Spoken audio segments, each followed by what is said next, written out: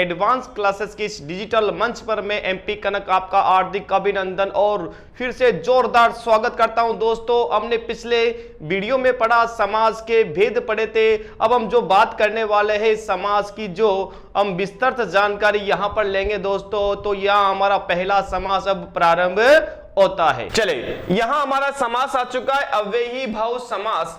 अव्ययी भाव समास की बात करें तो जिस सामासिक पद का प्रथम पद अव्यय हो तो अव्ययी भाव समास कहलाता है।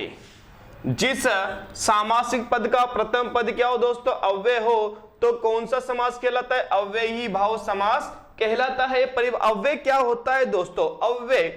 अव्यय बनाए दोस्तों अदन्वय। वे यानी होता है खर्च या कोई बदलाव। वे का मतलब होता है बदलाव, परिवर्तन या क्या होता है? खर्च। और अ जुड़ते ही दोस्तों इसका अर्थ क्या हो गया? रहित, यानी कि अव्यय यानी जो खर्च नहीं हो दोस्तों, यानी नहीं का भाव यहां पर आ जाता है।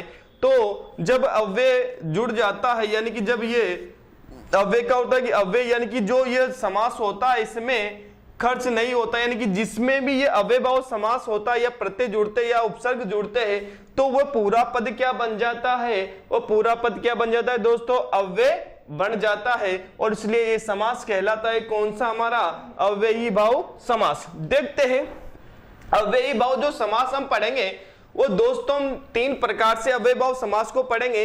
एक तो क्या होता है अव्ययभाव समास में पहला पद क्या हो सकता है? उपसर्ग हो सकता है। या पहला पद क्या हो सकता है दोस्तों? पहला पद उपसर्ग हो या पहला पद क्या हो? अव्यय हो, तो वहां अव्ययभाव समास। दूसरी हम बात करेंगे कि यदि एक ही शब्द की आवृत्ति, यानी एक ही शब्द लगातार दो बार आए या शब्द की क्या हो? आवृत्ति हो, तो वहां भी कौन सा समास माना जाता है? अव्ययी भाव समास माना जाता है। या कुछ शब्द ऐसे हैं, प्रत्यय है, जो पीछे जुड़ते हैं, वो हमें पहचान याद करनी है। यदि वहां पर वो जो प्रत्यय पीछे जुड़ते हैं तो वहां पर वो आते हैं, तो वहां भी समास कौन सा? हमारा अव्ययी भाव समास। तो दोस्तों ध्यान रखना, इसकी पहचान ज्यादा मायने रखती है किसकी? अव्ययी भाव समास की। चले देखते हैं कि जो पहली बात हम करेंगे वो कौन सी करेंगे? उपसर्ग हो या फिर क्या हो दोस्तों? अव्यय संबंधी उदाहरणों की। कि पहला पद क्या हो दोस्तों? अव्यय हो या फिर क्या हो? उपसर्ग हो। यहां पर क्या गया दोस्तों? आ। और आ क्या है दोस्तों? ये उपसर्ग है। देखिए आ का जो अर्थ होता है वो क्या होता है? तक। जैसे आ जन्म यानी कि जन्म तक या जन्म से। आ कंठ यानी कि कंठ तक हम बोलते ना कि ये बात मेरे कंठ तक आ गई थी, उससे पहले आपने बोल दी। तो कहां तक आई थी दोस्तों? कंठ तक। चले ऐसे यहां आपाद यानी यह क्या जुड़ा है दोस्तों? आपाद यानी पाद से लेकर मस्तक। पाद यानी होता है दोस्तों पैर, पैर से लेकर मस्तक तक। यहां पर आजीवन आकार क्या होता है दोस्तों? तक या पर्यंत, यानी कि जीवन तक या जीवन पर्यंत में आपकी क्या करूंगा? सेवा करूंगा। जैसे हम प्रण लेते हैं ना कि मैं अपने माँ बाप की जो सेवा करूंगा वो कहां तक करूंगा दोस्तों? जीवन पर्यंत करूंगा, जहां तक मेरा जीवन रहेगा या उनका जीवन रहेगा। चले आमरण और मरण तक, जहां तक मरे नहीं वहां तक क्या करेंगे दोस्तों? हम करते कि क्या करेंगे? सेवा करेंगे। तो आमरण यानी कि मरण तक। आ समुद्र, समुद्र तक या फिर समुद्र पर्यंत। तो यहां कौन सा दोस्तों? आ। आगे और देखते हैं। देखिए यथा एक अव्यय है दोस्तों। यथा क्या है? एक अव्यय है जो जिसका लिंग वचन के अनुसार कोई परिवर्तन नहीं होता, वही क्या है दोस्तों? अव्यय। अब देखिए यथा, यथा का अर्थ होता है दोस्तों जैसा या फिर के अनुसार होता है। किसका अर्थ? यथा का अर्थ ज्यादातर जो अव्ययभाव समास में उदाहरण आते हैं या एग्जाम में जो प्रश्न पूछे जाते हैं तो वो यथा से पूछे जाते हैं। यथा के खूब सारे उदाहरण है, बस आपको ध्यान रखना। यदि कहीं भी आपको यथा दिख गया तो समझ जाना वह उदाहरण 100% किसका है? अव्ययभाव समास का है। चले जैसे यहां पर यथाशक्ति, क्या दोस्तों? यथाशक्ति यानी शक्ति के अनुसार या फिर जैसी शक्ति। यथार्थ यानी कि जैसा अर्थ या फिर जैसा वास्तव में अर्थ है वैसा वास्तविक रूप की हम बात करें। यथा योग्य जिसके योग्यता यानी योग्यता अनुसार जिसको काम दिया जाता है, कोई सा भी काम यदि आपको दिया जाता है तो दोस्तों जो जितना योग्य है यानी जितनी उसमें योग्यता है उसकी योग्यता अनुसार उसको काम बांट दिया जाता है। चले ऐसे यहां हो जाएगा हमारा कौन सा, यथा संभव, जैसा संभव या जितना संभव हो सके क्या करे दोस्तों, एग्जाम के लिए क्या करे, प्रयास करे और क्या करे दोस्तों, सफलता के लिए प्रयास जारी रखे और एक समय आएगा कि हम सफल हो जाएंगे। चले यथा शीघ्र, जितना शीघ्र हो यानी जितना शीघ्र हो हम अपने आप को बदले, यथा साध्य या फिर यथा मति, जैसी मति यानी उसके अनुसार, मति यानी होता है दोस्तों जैसी बुद्धि यानी बुद्धि के अनुसार, यथा उचित, जैसा उचित हो। अब यहां देखिए दोस्तों यथोचित, अब यहां जो यथोचित है जैसा उचित हो यानी कि उचित यानी कि वैसा। अब देखिए दोस्तों यहाँ यथोचित है, यहां पर यदि मैं बात करूं तो यथोचित में जो संधि भी है दोस्तों, देखिए संधि कैसे, देखिए यथा धन उचित, यथा धन उचित संधि से बना है शब्द कि यहां पर क्या है, आ है और यहां पर क्या है, ऊ है और आ और ऊ का क्या हो गया दोस्तों, मिलन हो गया और इनके मिलने से क्या बन गया दोस्तों, ओ बन गया। और यहां पर यदि मैं संधि की बात करूं तो यहां जो संधि है वो कौन सी संधि है, गुण संधि से यहां से थामे से आ निकल गया तो यहां क्या बच गया, केवल थ बच गया, आधा क्या बचा दोस्तों, आधा बच गया, क्या निकले इसमें, आ निकल गया। अब क्या जुड़ जाएगा इसमें, ओ जुड़ जाएगा और यहां बन गया वो निकल गया। बताइए शब्द क्या बन गया हमारा, यथोचित बन गया। क्या बन गया दोस्तों हमारा शब्द, यथोचित बन गया। तो ध्यान रखिए जो यथोचित है इसमें संधि यानी ऐसा प्रश्न एग्जाम में खूब बार पूछा जाता है कि बताइए निम्न में से ऐसा कौन सा शब्द है या नहीं है जिसमें संधि और समास दोनों है, कि बताइए निम्न में से कौन सा शब्द ऐसा है जिसमें संधि और समास दोनों है। तो वो वहां पर आपको ध्यान रखना है कि किसमें संधि और समास। यदि मैं यहां पर बात करूं तो इसमें संधि और समास दोनों है, किसमें, यथोचित में। ठीक है दोस्तों चलते हैं आगे। आगे देखिए प्रति, यहां पर उपसर्ग कौन सा है दोस्तों, प्रति उपसर्ग है। जैसे प्रति धन अक्षी या फिर अक्ष, ध्यान रखना दोस्तों जैसे में हम संधि विच्छेद करते हैं प्रतिधन अक्षी होता है, लेकिन जैसे ही दोनों मिलते हैं तो इस ई का लोप हो जाता है और वहां पर क्या है दोस्तों, अ आ जाता है। ठीक है तो यहां यदि मैं संधि की बात करूं तो यहां संधि कौन सी, यण संधि है। ऐसे यहां पर कौन सा, प्रतिफल यानी कि प्रत्येक फल या फिर हर फल, यहां प्रत्येक क्षण और यहां दोस्तों क्या है, प्रत्येक। अब देखिए यहां पर प्रतिधन एक, अब यहां भी संधि है। देखिए जैसे प्रति और क्या हो गया, एक, प्रतिधन एक। देखिए यहां पर संधि है क्या, यहां पर ई और ई के बाद क्या रहा है, असमान स्वर। कौन सा स्वर दोस्तों, असमान स्वर। और यहां संधि कौन सी है, यण संधि। जब असमान स्वर आता है ई के या ई के बाद तो वहां पर जो ये ई होता है ई का परिवर्तन हो जाता है किसमें, इसका परिवर्तन हो जाएगा किसमें, ये में परिवर्तन हो जाएगा और यहां से निकलेगा क्या, आधा ई निकला तो यहां पर केवल त बच गया। इस ई का परिवर्तन किस में हो गया, ये में हो गया और ए में इसका परिवर्तन हो गया। इस ए की क्या लग जाएगी दोस्तों, इसकी मात्रा लग जाएगी। इसकी मात्रा होती है कितनी, एक। ये यहां से निकल गया तो बताइए यहां पर क्या बचा और शब्द बन गया कौन सा हमारा, प्रत्येक। तो यहां जो संधि है यदि मैं संधि की बात करूं यहां पर तो बताइए कौन सी संधि है, यहां पर हमारी संधि है कौन सी, बताइए कौन सी संधि है यहां पर, यहां हमारी जो संधि है वो कौन सी दोस्तों, यण संधि है। चले नी, यहां पर हमारा उपसर्ग आ चुका है कौन सा दोस्तों, नी। जैसे नी धड़क, नी यंत्रण यानी ठीक तरह से यंत्रण और स यानी क्या होता है दोस्तों, तक या सहित होता है। क्या होता है, स यानी तक या क्या होता है दोस्तों, श। आगे जैसे सार्थक, अर्थ सहित, सशक्त यानी शक्ति सहित या शक्ति, सप्रसंग यानी कि प्रसंग सहित। ऐसे होता है सचित्र लिखते हैं, जिसे भी हमने पढ़ा होगा 10वीं में 12वीं में जब हम पढ़ते हैं तो वहां पर वर्णन आता है कि विज्ञान में जब प्रश्न पूछा जाता है तो कि बताइए कोशिका का सचित्र क्या करे, वर्णन करे। कोशिका क्या करे दोस्तों, सचित्र वर्णन करे, किसका, कोशिका का। तो यहां पर जो सचित्र आया यानी चित्र सहित, यदि आपने वहां पर चित्र नहीं उतारा, चित्र नहीं उतारा तो आपको आधे नंबर मिलेंगे। यदि आपने चित्र उतार दिया और उसकी व्याख्या नहीं की तब भी आपको कितने नंबर मिलेंगे? आधे नंबर मिलेंगे। 10 का है तो कितने मिलेंगे? 5 मिलेंगे।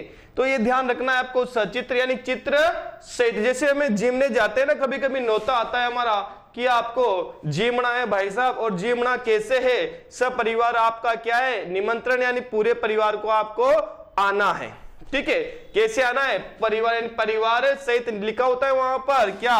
सपरिवार। आपको जो झीमने आना है वो कैसे आना है? सपरिवार आपको क्या आना है? झीमने आना है। ठीक है, यानी कि परिवार सहित।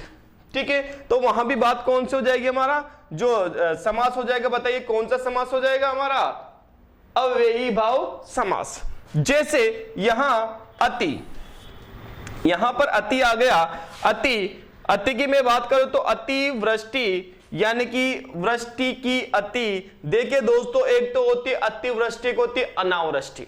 अनावृष्टि की यदि मैं बात करूं तो वहां भी अव्ययी भाव समास है, लेकिन अतिवृष्टि होती कि आवश्यकता से अधिक बरसात। जैसे किसान को फसल में जो बारिश चाहिए, कभी कभी तो क्या होती है दोस्तों, वो जितनी आवश्यकता होती है उससे कम बरसती है, और कभी कभी आवश्यकता से अधिक बरसती है। तो यहां पर है अतिवृष्टि, यानी कि आवश्यकता से अधिक, अत्यावश्यक।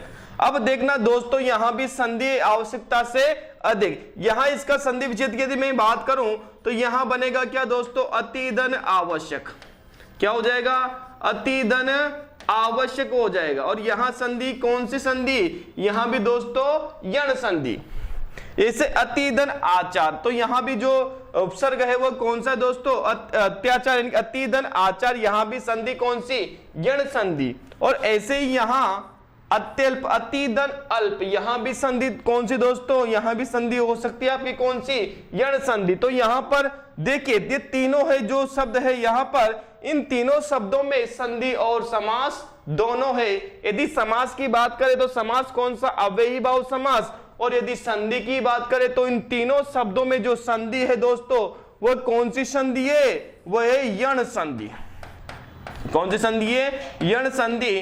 तो यहां हमारे दो प्रश्न क्लियर हो गए कि अत्यावश्यक में यदि संधि पूछे तो कौन सी? यण संधि, और यदि समास पूछे तो कौन सा? अव्ययी भाव समास। चले दोस्तों आगे चलते हैं। यहां पर आ गया बा और बे। देखिए दोस्तों, ये दोनों भी उपसर्ग है, और जो ये उपसर्ग है वो किस भाषा के दोस्तों? ये उर्दू भाषा के क्या है दोस्तों? उपसर्ग है। और उर्दू किसके दोस्तों? अरबी फारसी से हम आते उसमें। अब देखिए बा इज्जत, यहां क्या है दोस्तों? बा। देखिए यहां क्या आ गया? बा। यहां भी क्या? बा। यहां बे, यहां बे, और यहां क्या दोस्तों? बे। अब देखना, बा का अर्थ तो होता है सहित।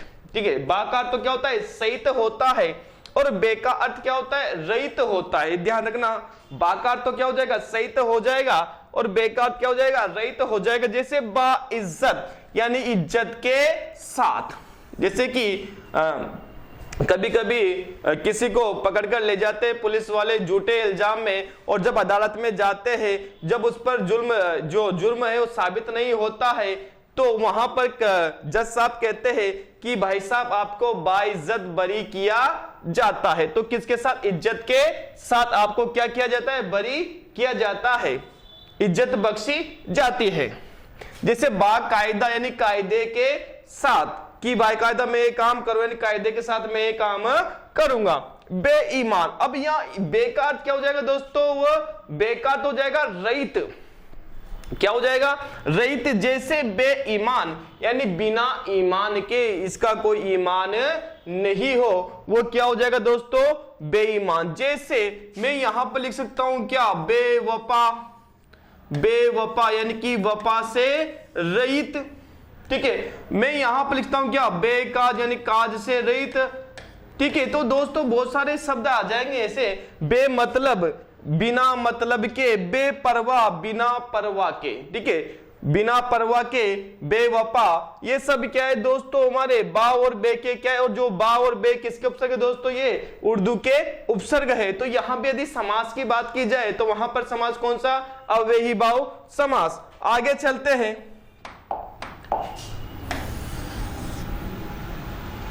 चले देखिए यहां पर भर,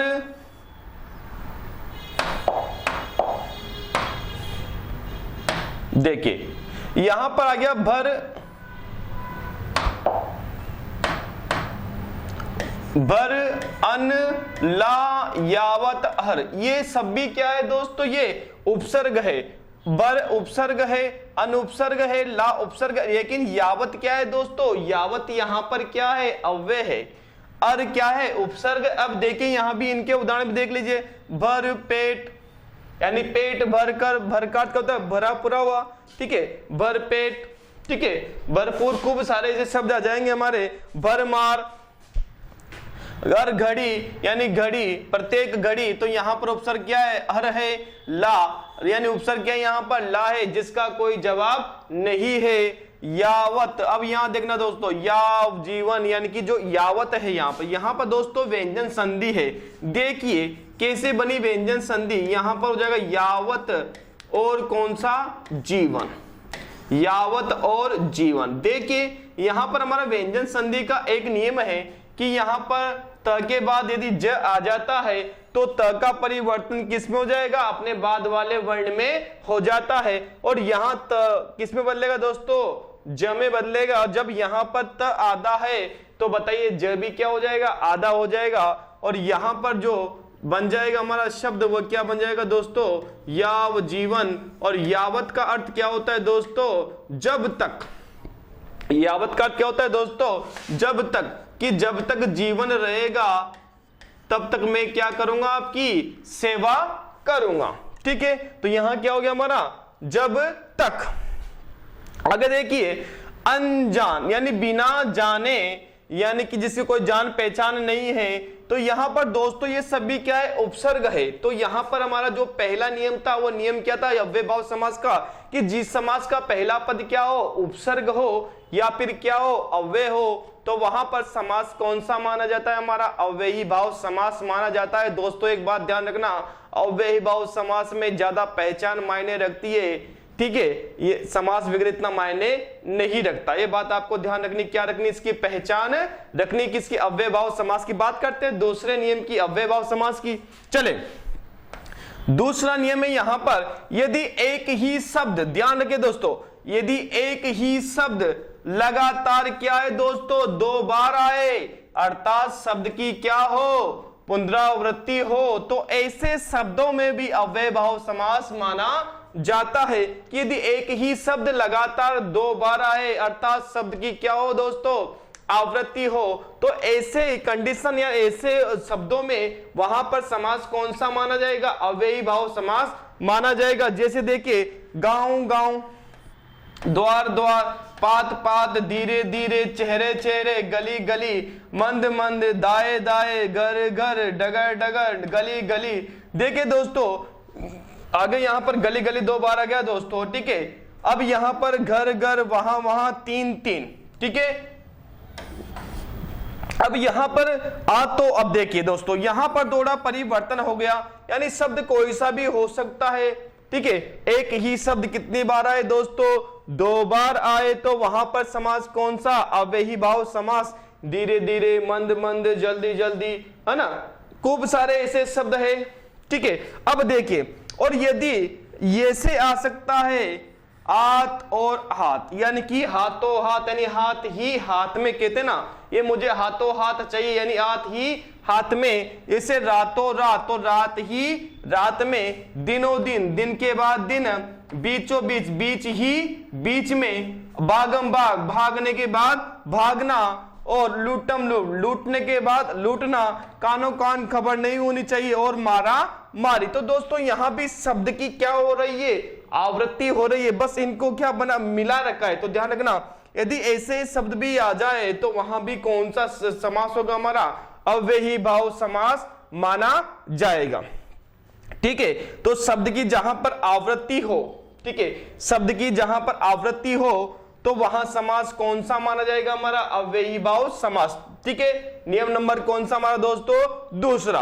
आगे चलते हैं, आगे चलते तीसरे नियम पर। यदि किसी शब्द के अंत में, ध्यान रहे दोस्तों, यदि किसी शब्द के अंत में भर, पूर्वक, अनुसार, अर्थ, उपरांत, पार या पर्यंत आदि शब्द यदि आपको नजर आ जाए तो वहां पर प्राय जो समास होता है वो वहां पर समास कौन सा होता है?